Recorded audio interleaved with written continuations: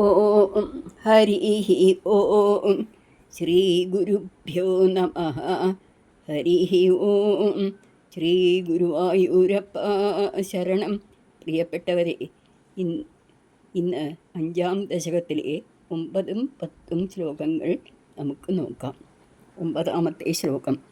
ഏതേ ഭൂതഗണാഃ തദേന്ദ്രിയഗണാ ദേവാശ്ച ജാതാഃ പൃഥക്. ഏതേ ഭൂതഗണാഃ തദേന്ദ്രിയഗണാഃ ദേവാശ്ച ജാതാഃ പൃഥക്. No ശേകുർ ഭുവനാണ്ഡ നിർമ്മിതിവിധൗ ദേവൈഃ അമീഭിസ്തദാ. No ശേകുർ ഭുവനാണ്ഡ നിർമ്മിതിവിധൗ ദേവൈർ അമീഭിസ്തദാ. ത്വം നാനാവിധസൂക്തിഭിർ നുതഗുണ തത്വാന്യമുന്യാവിശം. ത്വം നാനാവിധസൂക്തിഭിർ നുതഗുണ തത്വാന്യമുന്യാവിശം. ചേഷ്ടാശക്തിമുദീര്യ താനി ഘടയൻ ഐരണ്യം അണ്ഡം യഥാഃ.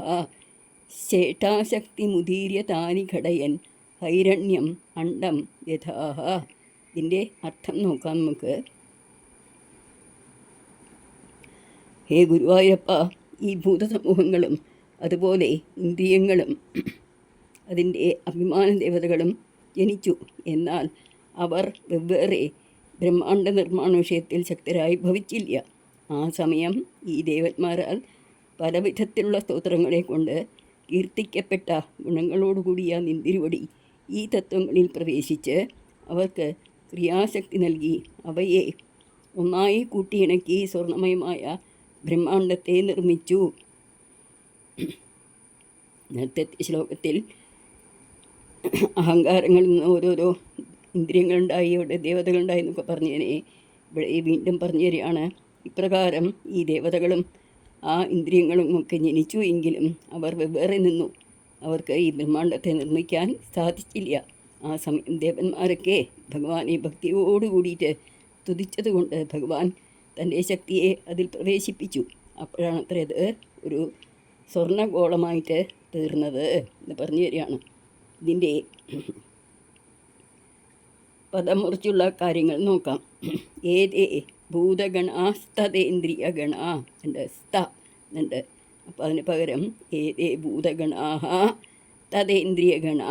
ഏതേ ഭൂതഗണാഃ സ്ത എന്നുള്ളത് സ എന്നുള്ളതാണ് ഗണാഃ എന്നുള്ള വിസർഗമായി മാറുന്നത്. ദേവാശ്ച ജാതാഃ പൃഥക്. ഏതേ ഭൂതഗണാഃ തദേന്ദ്രിയഗണാഃ ദേവാശ്ച ജാതാഃ പൃഥക്. നോ ശേകുർ ഭുവനാണ്ഡ നിർമ്മിതിവിധൗ ദേവൈരമീഭിസ്തദാ എന്നുണ്ട്. ദേവൈഃ അമീഭിസ്തദാ എന്നും വായിക്കാം, ദേവൈർ അമീഭിസ്തദാ എന്നും വായിക്കാം. നോ ശേകുർ ഭുവനാണ്ഡ നിർമ്മിതിവിധൗ ദേവൈരമീഭിസ്തദാ.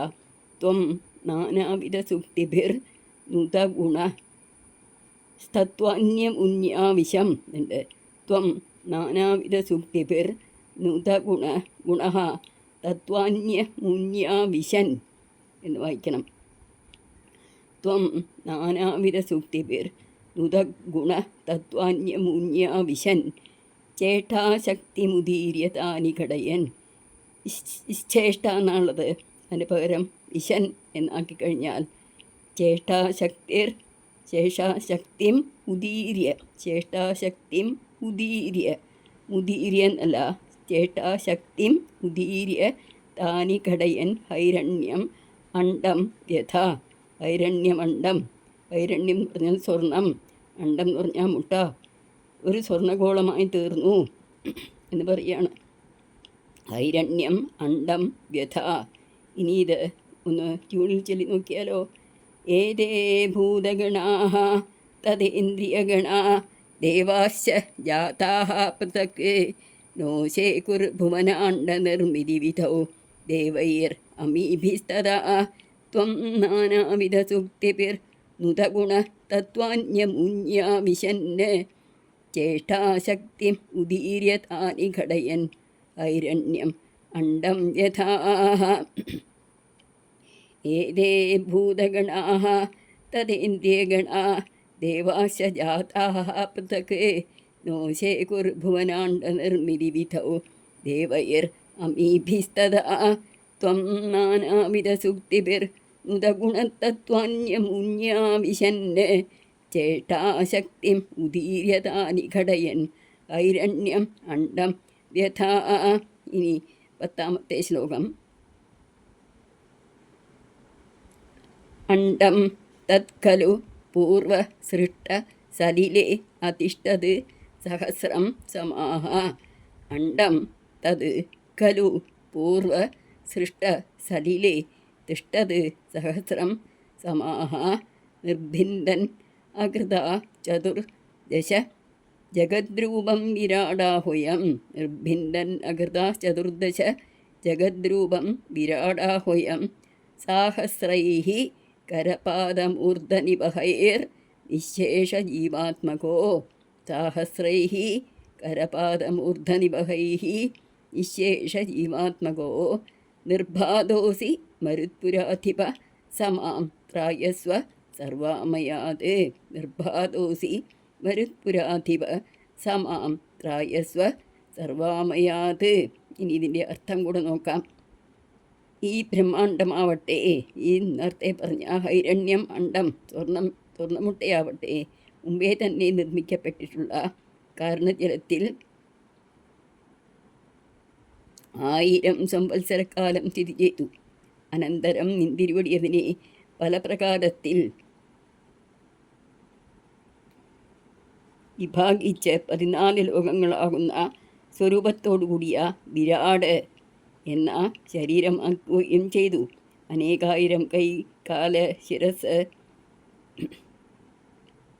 എന്നീ അവയവങ്ങളോടുകൂടിയവനായി സകല ചരാചരങ്ങളെയും ജീവസ്വരൂപനായി അങ്ങ് പരിപാലിച്ചു. ഹേ വാതാലയേശ, അപ്രകാരമുള്ള ഇന്തിരുവടി എന്നെ എല്ലാ രോഗങ്ങളിൽ നിന്നും കാത്തരുളേണമേ എന്ന് ഭട്ടതിരിപ്പാട് പ്രാർത്ഥിക്കുന്നത് പോലെ നമുക്കും പ്രാർത്ഥിക്കാമല്ലോ, അല്ലേ? ഈ ബ്രഹ്മാണ്ടം, ഹൈരണ്യമണ്ഡം, ഈ സ്വർണ്ണമുട്ട, മുമ്പേ ആദ്യമേ ഉള്ള കാരണജലത്തിലാണല്ലോ ഭഗവാൻ യോഗനിദ്രയിൽ പള്ളി കൊള്ളുക. അങ്ങനെയുള്ള ആ കാരണജലത്തിൽ അനേകായിരം സംവത്സരക്കാലം സ്ഥിതി ചെയ്തു. അനന്തരം ഭഗവാനെ ഇച്ഛ തോന്നി ഈ സ്വർണ്ണമുട്ടയെ പൊട്ടിക്കണമെന്ന്. ഭഗവാൻ അതിനെ പൊട്ടിച്ചു. അത് പൊട്ടിച്ച് പുറത്തു വന്നപ്പോൾ 14 ലോകത്തോടു കൂടിയ വിരാട് അല്ലെങ്കിൽ വിശ്വരൂപൻ എന്ന പേരിൽ ആ ശരീരത്തെ സ്വീകരിച്ചു. അനേകായിരം കൈകാലുകൾ, ശിരസ് എന്നിവയായിട്ട് വിഭജിച്ചുകൊണ്ട് ഭഗവാൻ തന്നെ വിരാട് സ്വരൂപനായിട്ട് വിശ്വരൂപനായിട്ട് നിലകൊണ്ടില്ലേ ഹേ ഗുരുവായൂരപ്പ. ആ വിരാട് സ്വരൂപൻ അങ്ങ് തന്നെയാണ്, അങ്ങല്ലാതെ വേറെ ആരുമല്ല ഗുരുവായൂരപ്പ എന്ന് പറഞ്ഞ് ഗുരുവായൂരപ്പനെ ഭട്ടതിരിപ്പാട് അങ്ങേയറ്റം ഭക്തിയോടും ആദരവോടുകൂടി സ്തുതിച്ച് നമസ്കരിക്കുകയാണ്. ഇതോടുകൂടി ഈ ദശകം സമാപിച്ചു. ഈ ദശകത്തിലെ വൃത്തം ശാർദൂല വിക്രീഡിതം എന്നാണ്. 5ാമത്തെ ദശകം സമാപിച്ചു. ഇതെങ്ങനെയാണ് നമുക്ക് പദം മുറിച്ച് വായിക്കാം, അത് നോക്കാമല്ലോ, അല്ലേ? അണ്ഡം തത് ഖലു പൂർവസൃഷ്ട സലിലേ തിഷ്ഠത് എന്നുണ്ട്. അതിന് മുമ്പേ ഒരടയാളം ഉണ്ടല്ലോ, എസ് പോലുള്ള അടയാളം. ആ അടയാളത്തിന് ആ എന്നാണ് വായിക്കുക. അപ്പോൾ പൂർവസൃഷ്ട സലിലേ അതിഷ്ഠത് എന്നാണ് വായിക്കേണ്ടത്. പക്ഷേ നമ്മൾ വായിച്ചു പോകുമ്പോൾ പൂർവസൃഷ്ട സലിലേ തിഷ്ഠത് എന്ന് വായിച്ചാൽ മതി.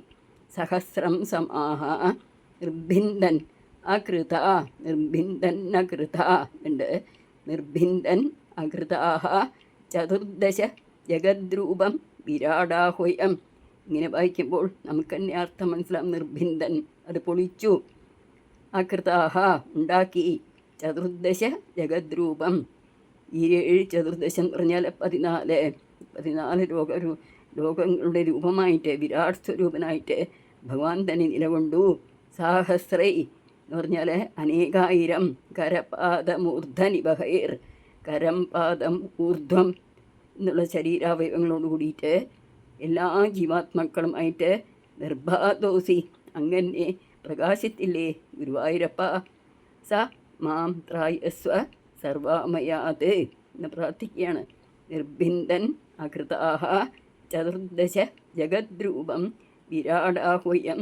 സാഹസ്രൈഃ കരപാദമൂർധ്വനിവഹൈഃ നിശേഷ ജീവാത്മകോ.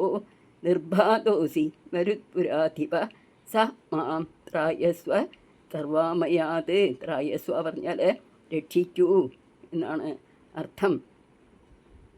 ആമയം എന്ന് പറഞ്ഞാൽ രോഗം, എല്ലാ രോഗങ്ങളിൽ നിന്നും, വാതരോഗം മാത്രമല്ല, ഈ ഭവരോഗം, സംസാര രോഗത്തെ കൂടിയും ഭഗവാനെ ഇല്ലാതാക്കി തരണേ എന്ന് പ്രാർത്ഥിക്കുകയാണ്. ശരീരത്തിൽ വരുന്ന രോഗങ്ങൾ, മാനസികമായി വരുന്ന രോഗങ്ങൾ, പിന്നെ ബുദ്ധിപരമായി വരുന്ന രോഗങ്ങൾ, ഇതിനെയെല്ലാം ഇല്ലാതാക്കി തരണേ ഗുരുവായൂരപ്പ എന്നാണ് പ്രാർത്ഥിക്കുന്നത്. അപ്പോൾ നമുക്കൊന്നുകൂടെ ട്യൂണിൽ വായിച്ചാലോ? അണ്ഡം തത് ഖലു പൂർവസൃഷ്ടസലിലേ തിഷ്ഠത് സഹസ്രം സമാഹ. അണ്ഡം തത് ഖലു പൂർവസൃഷ്ടസലിലേ തിഷ്ഠത് സഹസ്രം സമാഹ. നിർഭിന്ദന്നകൃതാഃ ചതുർദശ ജഗദ്രൂപം വിരാടാഹ്വയം. നിർഭിന്ദന്നകൃതാഃ ചതുർദശ ജഗദ്രൂപം വിരാടാഹ്വയം. സാഹസ്രൈർ കരപാദമൂർധനിവഹൈർ നിശേഷജീവാത്മകോ. സാഹസ്രൈർ കരപാദമൂർധ്വനിവഹൈർ നിശേഷജീവാത്മകോ.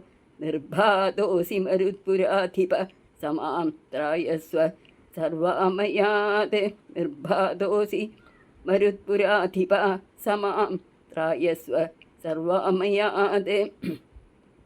മരുത്പുരാധിപ, മരുത്ത് പറഞ്ഞ കാറ്റ്, പുരം, കാറ്റാകുന്ന പുരത്തിൽ വസിക്കുന്ന ഭഗവാനെ, ഗുരുവായൂരിൽ വസിക്കുന്ന ഭഗവാനെ, അങ്ങ് വേണം എന്നെ രക്ഷിക്കാൻ. എല്ലാവിധത്തിലുള്ള ദുഃഖങ്ങളിൽ നിന്നും അതുപോലെ രോഗങ്ങളിൽ നിന്നും അങ്ങ് മാത്രമേ എന്നെ രക്ഷിക്കാനുള്ളൂ എന്നാണ് ഭട്ടതിരിപ്പാട് ഗുരുവായൂരപ്പനോട് കേണപേക്ഷിക്കുന്നത്. ഇതുപോലെ നമുക്കും അപേക്ഷിച്ചാൽ തീർച്ചയായിട്ടും ഗുരുവായൂരപ്പൻ നമ്മുടെ പ്രാർത്ഥനയും സ്വീകരിച്ച് നമുക്ക് വേണ്ടതൊക്കെ തന്ന് അവസാനം മോക്ഷത്തെയും തന്ന് നമ്മളെ രക്ഷിക്കും എന്ന കാര്യത്തിൽ സംശയമേ വേണ്ട എന്നാണ് ഭട്ടതിരിപ്പാട് ഈ നാരായണീയ രചനയിൽ കൂടെ നമ്മളെയൊക്കെ പഠിപ്പിച്ചും പറഞ്ഞുമൊക്കെ തരുന്നത്. അന്ന് ആ വഴിക്ക് നമ്മൾ നടന്നാൽ നമുക്കും ഭട്ടതിരിക്ക് കിട്ടിയ സുഖമൊക്കെ അനുഭവിക്കാൻ സാധിക്കില്ലേ? സർവത്ര ഗോവിന്ദനാമ സങ്കീർത്തനം. ഗോവിന്ദ ഗോവിന്ദ. ഹരേ നാരായണ ഹരേ നാരായണ ഹരേ നാരായണ. ഗുരുവായൂരപ്പ. കൃഷ്ണായ വാസുദേവായ ദേവകീനന്ദനായ ച നന്ദഗോപകുമാരായ ഗോവിന്ദായ നമോ നമഃ. കൃഷ്ണായ വാസുദേവായ ഹരയേ പരമാത്മനെ പ്രണതക്ലേശനാശായ ഗോവിന്ദായ നമോ നമഃ. കായേന വാചാ മനസേന്ദ്രിയൈർവാ ബുദ്ധ്യാത്മനാ വാ പ്രകൃതേ സ്വഭാവാത് കരോമി യദ്യത് സകലം പരസ്മൈ നാരായണായേതി സമർപ്പയാമി. ഹരി ഓം. ശ്രീ ഗുരുഭ്യോ നമഃ. ഹരി ഓം. ശ്രീ ഗുരുവായൂരപ്പ ശരണം. ശ്രീനാരായണ ഭട്ടതിരി നമസ്തേ. സർവം ശ്രീകൃഷ്ണാർപ്പണമസ്തു. ഹരി ഓം. ഹരേ ഹരേ ഹരേ കൃഷ്ണ ഹരേ